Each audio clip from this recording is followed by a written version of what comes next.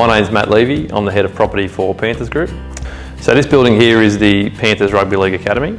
It was built in 2016. It's been a key factor in the club's success over the last 5 or 6 years. We have a commercial or corporate side of the building, which is obviously marketing, sponsorship, sales, finance, all that sort of stuff. We have another part of the building which is our junior rugby league hub, and then obviously our coaching staff and the rugby league and high performance sort of staff they're in another section of the building. There's a significant sized gym. There's recovery areas of the gym. There's hot baths and ice baths. There's training rooms, so team rooms, which is essentially a small theatre.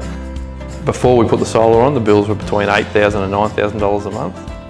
Now after solar, they've dropped down to about between $4,500 and $6,000 a month. The performance of the system's been exceptional, so it's exceeded the expectations of both Instyle and Panthers. We were expected a return on investment of approximately 3 years, and we think it'll be just a bit over 2 years. You got the feeling straight away that you were dealing with a professional outfit.